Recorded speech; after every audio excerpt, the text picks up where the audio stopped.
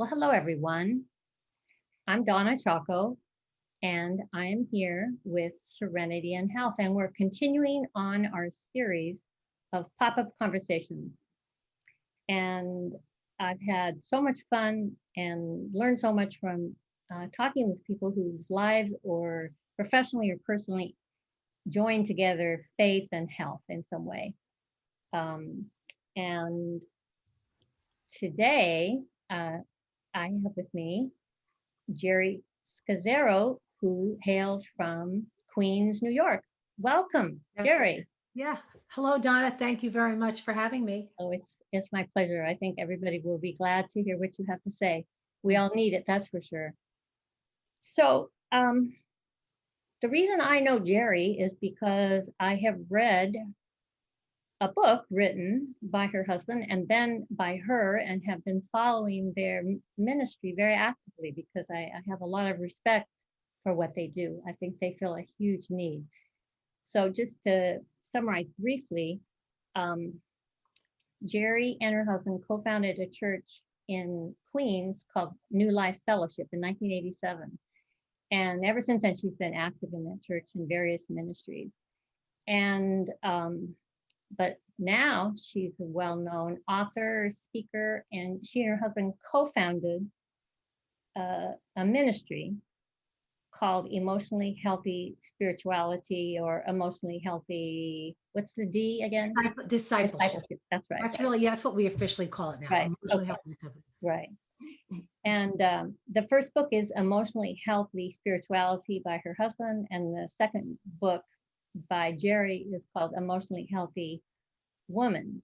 And he assisted in the authorship of that book, her husband. So I found these books pretty powerful and helpful to me, and I think many of the people that I work with and talk with.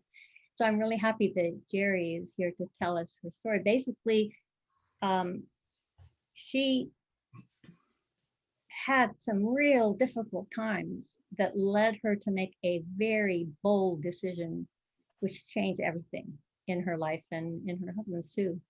So, Geri, welcome. Tell us what in the world happened. How did all this start? Right. So emotionally healthy discipleship was really birthed out of my own pain, really. My husband and I moved to New York City in 1987 to plant a church in New York City. And but we had no people, we had no money. Church planning was not a thing then. Church planning is a big thing now. Lots of people are doing church planning, especially in kind of evangelical circles. But to make a long story short, we started planning this church, and it was very, very difficult. I don't think we realized how difficult it would be. We had a lot of zeal and love for Christ, but zeal without knowledge is dangerous. And we would come to find out how many things we didn't know, how many gaps we did have in our discipleship.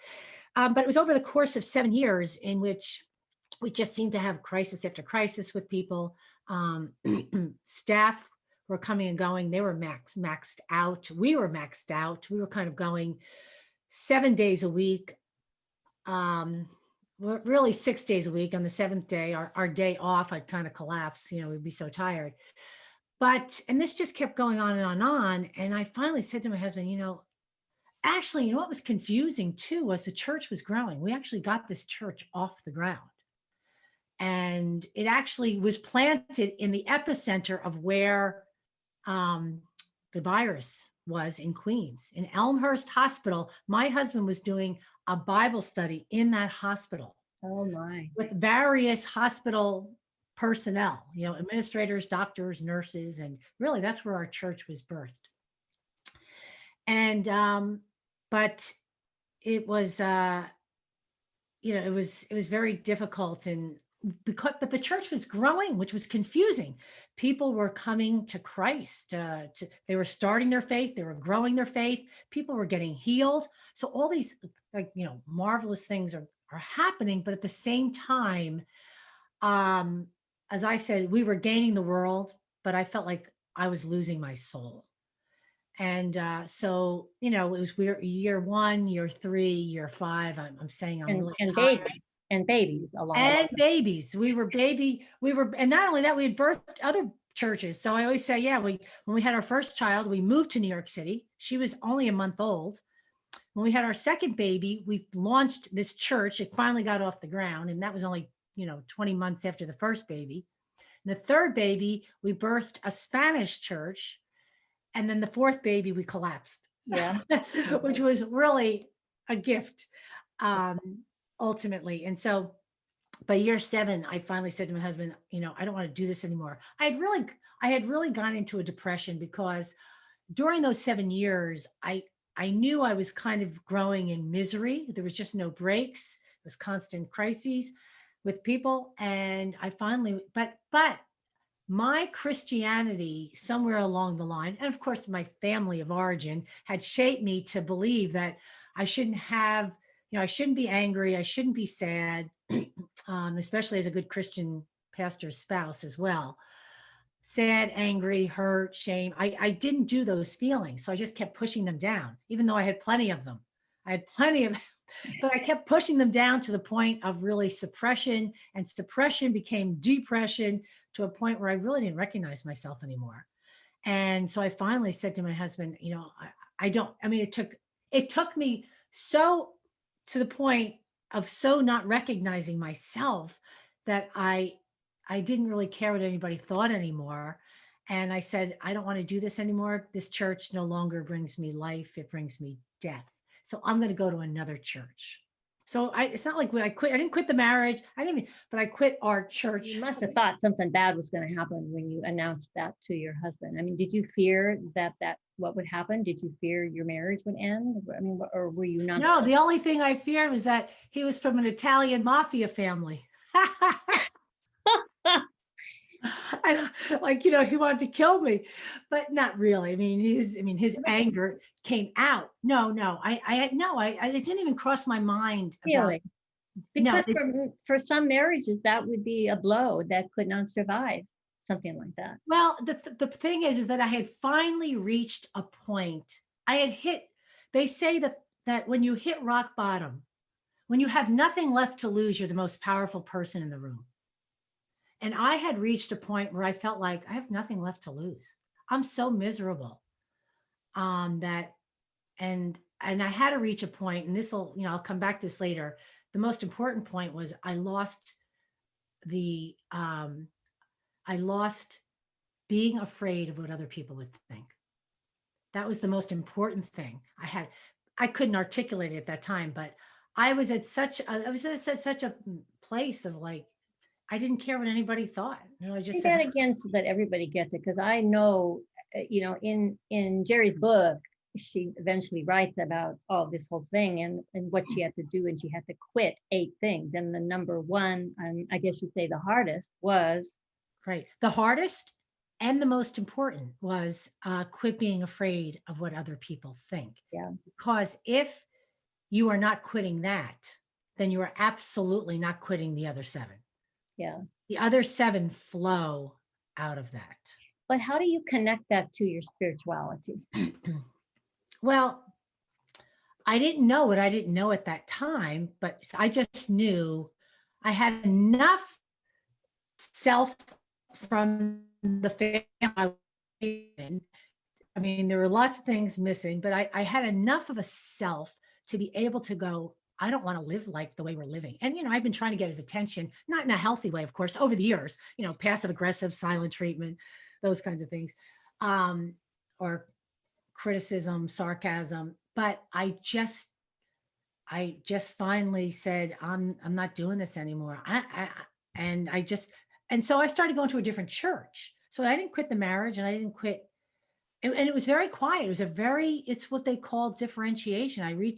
I couldn't articulate it at that time, but I'd reached a very healthy place. I wasn't even angry at all when I did it. I was in a place of resolve, where, and that's the silver lining of depression.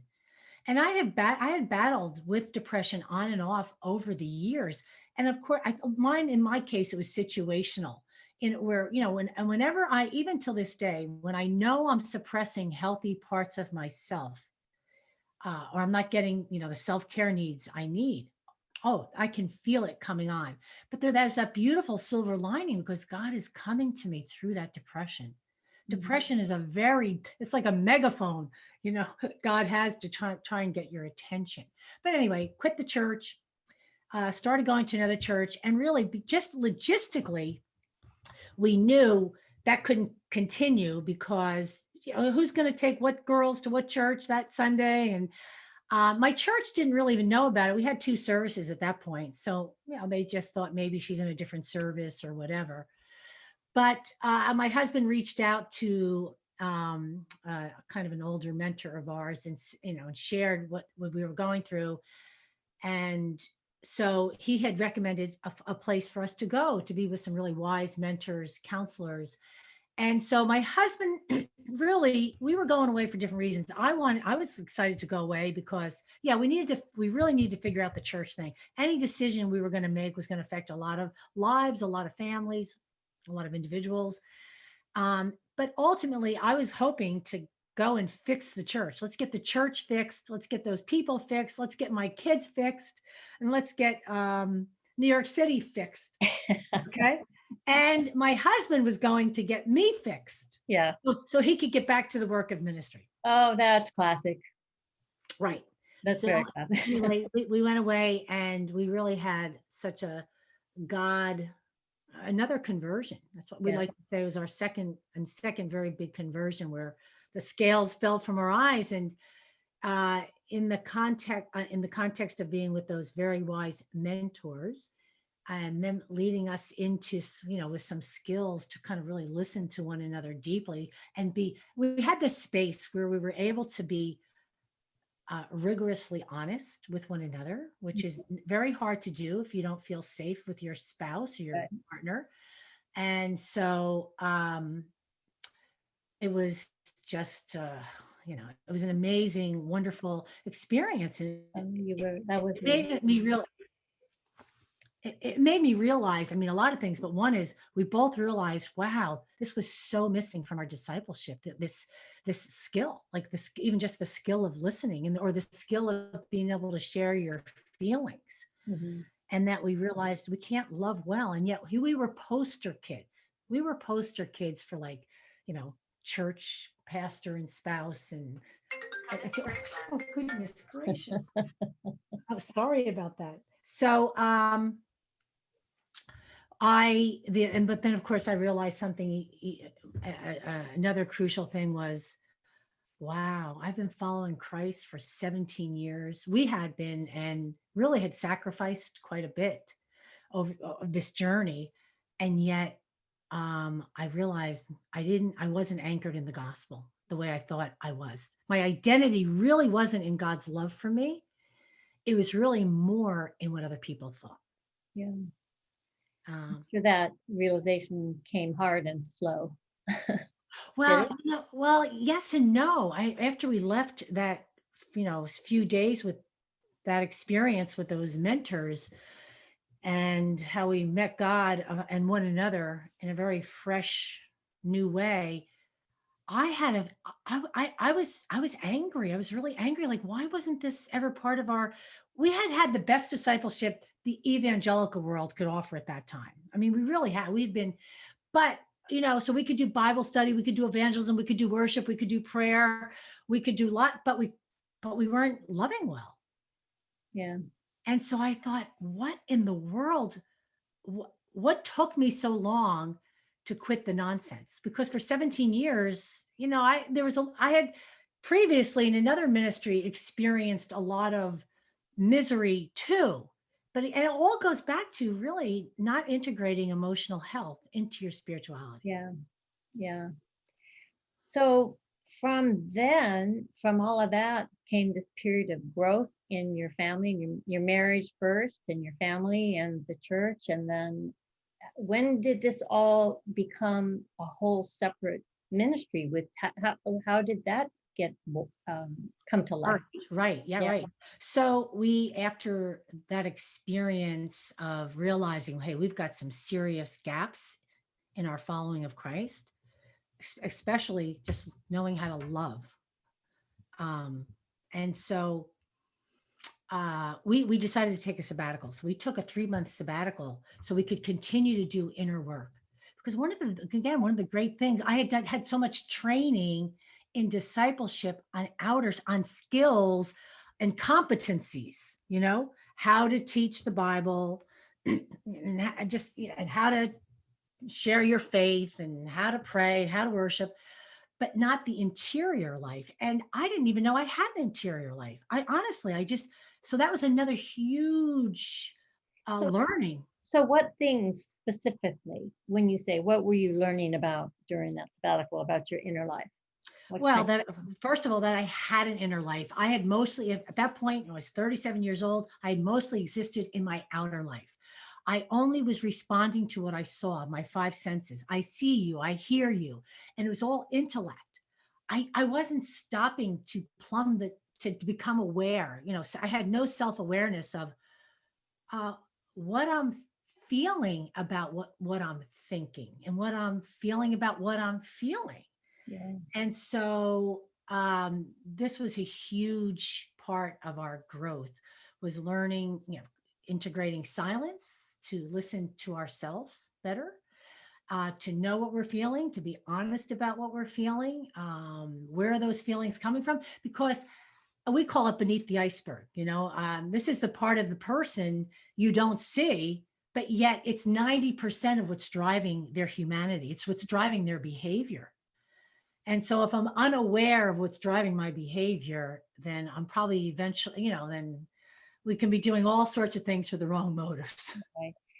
I was impressed with the way and the emphasis you put on in the book and program. I have to say I haven't followed through the whole program, so I'm kind of mainly looking at the books, but on recognizing how we are so motivated and we don't even know it by imprints from our life experiences, especially our childhood.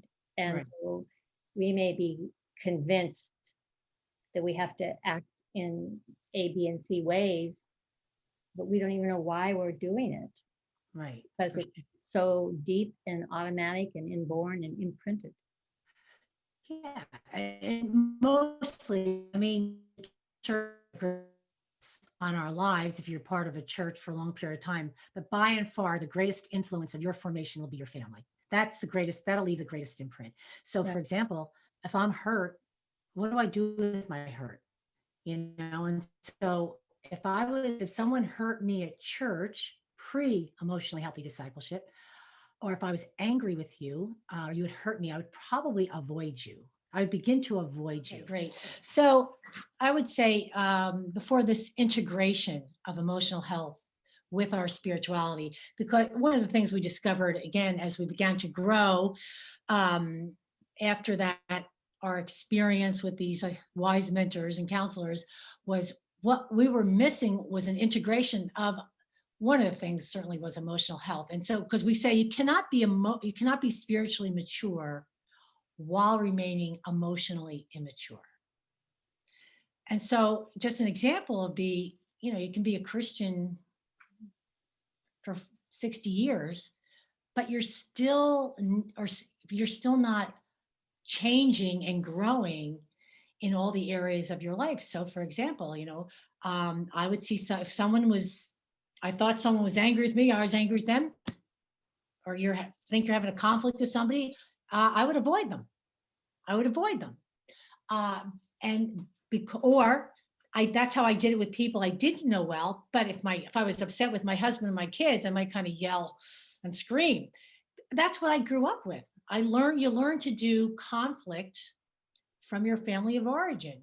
And in my mother's side of the family, they yelled at one another. And in my father's side of the family, they would just stop talking to one another.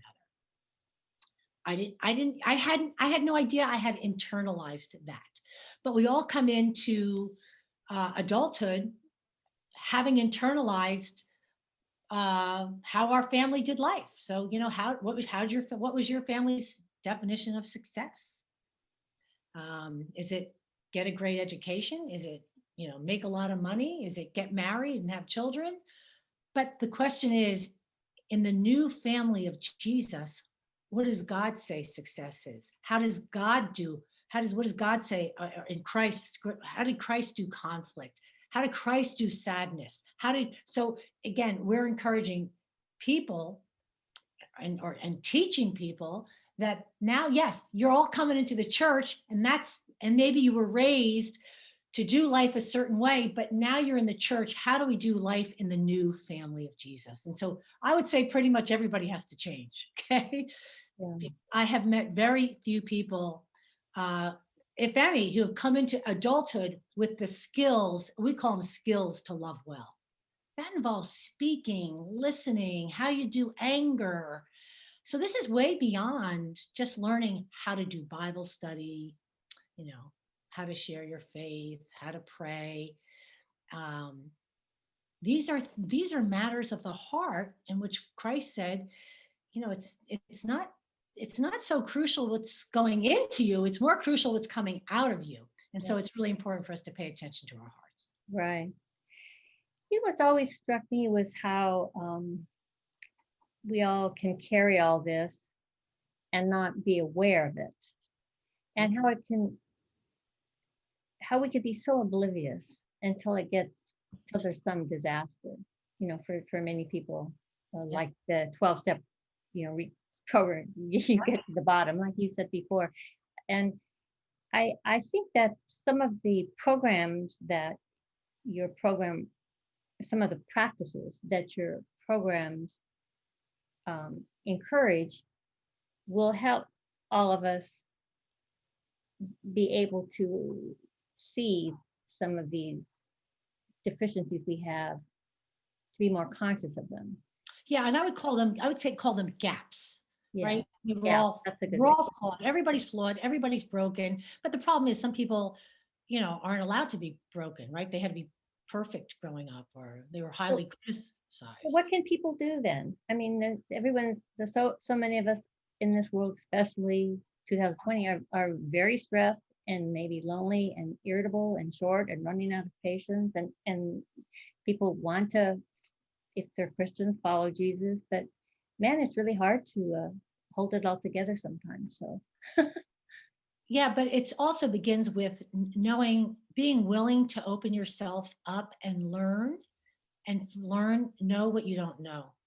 I mean, you have, without self-awareness, your growth is going to be very stunted. So the question is, how do I grow, in self-awareness? Yeah. And so you have mentioned, program, and we resisted after we began to grow in emotionally healthy discipleship and see lots of areas that people, the gaps that we had, for example, things like how brokenness and vulnerability are really important to my humanity. I don't have to be Miss Super Spiritual. Actually, embracing my brokenness is an important part of embracing the gospel. I don't need the gospel if I'm not broken, but we're all broken. And that's just a very liberating thing. Yeah. And also that you have to, in order to know God, you actually have to know yourself. Those two are so related. And so, so how do I grow in knowing myself? Another important theme for us was grief is loss. What do people do? Because, life is one big loss from birth to the grave. And so how do you deal with loss and suffering? Really, really important things that sometimes Christianity can, kind of skip over or treat glibly or only address on Good Friday. But it's such a part of life. And then we realized not only are there are certain themes missing from our discipleship, but people needed skills. They needed, so you can go to church and they tell you that you should love, but it's not enough. People have to know, how do they do it? Like, so how do you, for example, love is patient, love is kind. Well, what does that look like? Or it says, be quick to hear and slow to speak. Well, how do I do that? Or blessed are the peacemakers. Yeah, but how do I do that? Because a lot of people think peacemaking is not rocking the boat, right? Or, but yet, no, a lot of time, peacemaking involves disrupting false peace. So we had to teach, so we came up with, we call it a course. But Donna, we've so resisted the term program because program has associated with you go through it, you're done, and I can say I did it. And it's very like most programs are geared towards your rational mind, your intellect alone. Like even a Bible study, people can know the Bible. They're not doing the Bible, but they can know the Bible. Mm-hmm. Okay. And so we learned, and we learned it from the Quakers, how to write questions that get beneath your conscious self. So you can get to your unconscious self. So that was really a very, so the course is experiential. It's not like it's, and so they, we can talk later on about how they can find that course, etc. But just, or even beginning with Emotionally Healthy Woman, that workbook that goes with the book, help that they ask questions.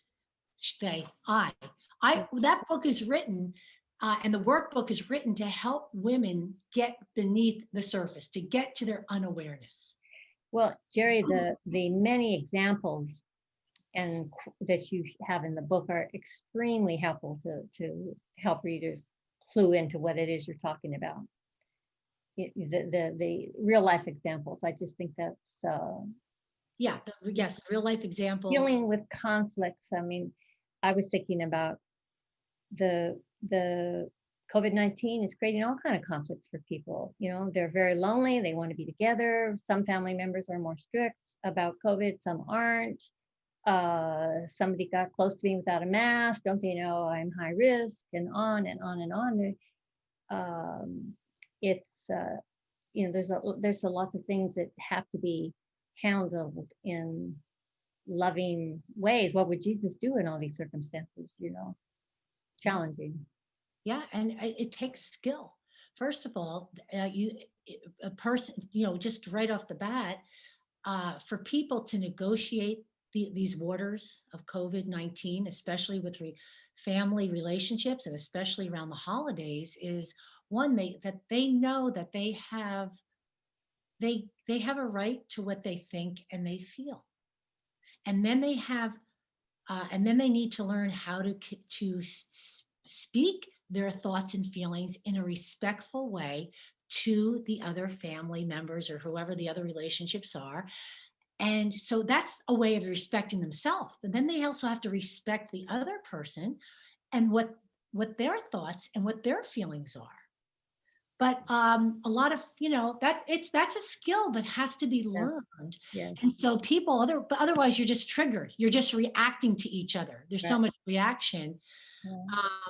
But it really begins with, accepting that I'm a separate person from others and I have a right to what I think and feel, but I also am called to express, called to express that honestly and clearly and respectfully. Right. So a big part of what I read, or not, but something strongly emphasized, was to allow this all to actually happen in a marriage and a church, in our own selves. We have to slow down and we have to give some time and space to God, or else we're just going to be up in our heads, busy, planning, and nothing. We won't go deep. We will stay up here. You emphasize that a lot, it sounds like. Absolutely. The heart is deep waters. Each one of us are very deep waters. We have layers, just layers of our thought. I always like to say, it takes time for me to know what I'm thinking and what I'm feeling and what I'm thinking and feeling about what I'm thinking and feeling. Mm-hmm. So, and I need silence I love your integration and your emphasis on the integration of body, mind, spirit, and soul. Silence integrates all of those, right? So silence calms my nervous system, my body. Silence gives me a chance to listen to myself, to reflect on my thoughts and feelings, to even know what I'm thinking, what I'm feeling, and again, what I'm thinking, feeling about what I'm thinking, and also to listen to God. So, so silence is critically important, Yeah. being a healthy person. Right. And it's fascinating from the mind, body, spirit thing. A lot of silent prayer, meditative prayer involves easy breathing. And easy breathing is the number one easiest way to turn on the parasympathetic system, which is the antidote for stress. Like, is not that the coolest thing ever? Isn't it? I know. Take a nice deep breath. I know. Oh my goodness. I want to see what other cool questions I had for you, because I knew this would happen. The time is just going to fly by. So I have a little ladies group, and we met this morning and we talked about this interview and you, and they looked at some of your stuff. And one of the comments was, well, you can't always quit. Sometimes you just have to suck it up because that's the way life is, and finding that, how do you find that balance, that border between when you just have to suck it up because that's how life it is. There are things you have to do. You signed up for that committee and there's, 3 meetings and they're long and boring, but you said you would do it. So I don't know. Do you have a comment on that question? I think there's Ecclesiastes 3, right? There's a time to quit and a time not to quit. There you go. But it's not that easy. I mean, even that meeting you just mentioned, I mean, first of all, did I know what I was signing up for? Did I know that they were going to be long and boring? Am I allowed to say, hey, I have some ideas. Maybe we can make this meeting more, pleasant or pleasurable for everybody. I mean, that there's a wealth of health or unhealth, even in why someone's making a decision about that, right? And so, so I guess it depends on the context. But no, there is absolutely, I will say there are absolutely times to quit. And there are times not to quit, but you can never say never quit. Right. Right. So yeah, because especially in context of Christianity, where you hear persevere, persevere, persevere, Christianity is all about perseverance, which is not necessarily true. I mean, that's taking things out of context. Yeah. So I've thought about this in my own life, but also I'll ask you, looking back, do you see any way that you could have figured things out earlier and saved a lot of grief? I don't. Maybe if I had met suffering and the pain I was kind of in earlier. I can't think of the third. They say there's 3 ways into the heart, and suffering is one of them.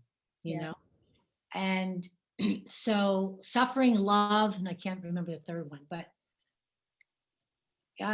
so I had a really pretty stable, fun life. But of course, even as I look back growing up now, the family I grew up in was limited emotionally. Yeah. My family we were great at the enthusiasm, joy, fun, but my family didn't know how to do grieving, sadness, disappointment, shame, hurt. And if you don't learn how to do those things, you're really just half a human being. Yeah. So, hopefully my kids are much further along than I was at their age. Yeah. Because good work, Mom. Yeah. But we still have a therapy fund for them, but right. I got that. But anyway. Well, I keep looking at the clock because we could go on for a long, long time, but we're trying not to. Let me just tell everybody listening, we're going to list on the show notes all the ways that you can learn about Geri, her book, her husband's book, their programs, their workbooks. You don't have a podcast. He has a podcast, right? Correct. Actually, he has one, and I am in the midst of experimenting with one. Very good, very good. And I've written a blog, a whole blog about emotionally healthy spirituality because I was quite taken by it. And I read that. I think you sent that to me. Yes, you sent that to me. Yes. Yeah.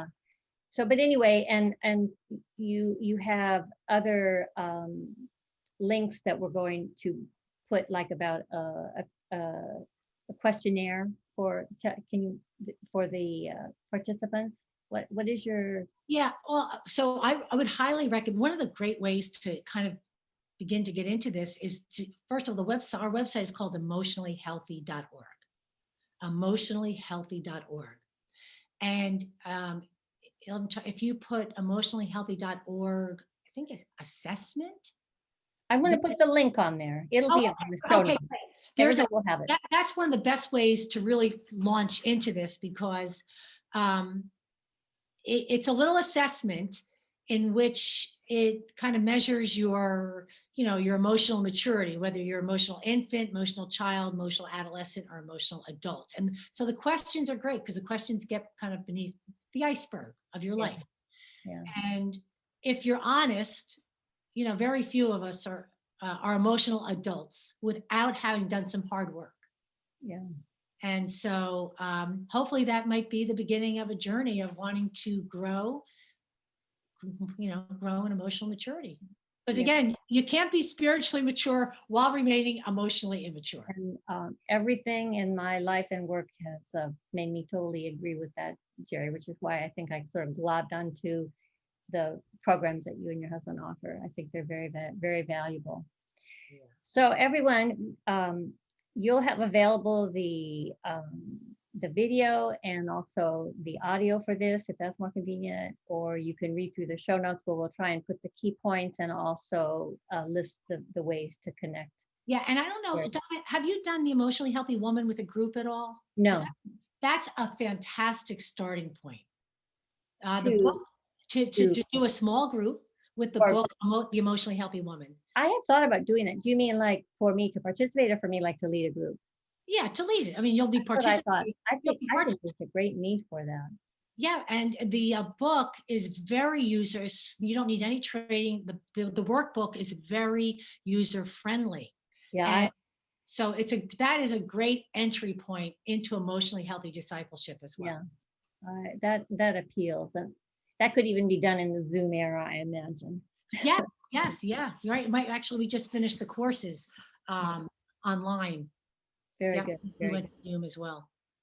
Well, this has just been wonderful. And so emotionallyhealthy.org. Correct. Emotionallyhealthy.org. Emotionallyhealthy.org.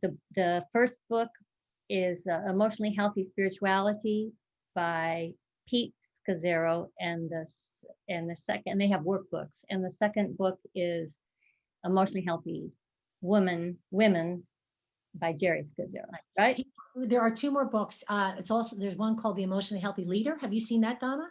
I saw it. I don't have it. Okay, you will love it. You will love it. It talks about the inner life of the leader, and then the outer life of the leader. So the 4 pillars of the inner life, 4 pillars of the outer, and then actually Pete's coming out with his 4th book. In March it comes out. It's called Emotionally Healthy Discipleship. It's really a comprehensive. Yeah, wonderful. How do you bring this to your organization or your church or So. Oh, that's fabulous. That's fabulous. All right. Well, this has been very, very nice. I'm sorry we went a little bit over time, everyone. Oh no, I'm fine. Couldn't be helped. No, I know we had some technical issues, but I was perfectly fine with that. So. Well, I thank you very, very much and hope to stay in touch. Okay. Yep. Thank you, Donna. All right. My pleasure.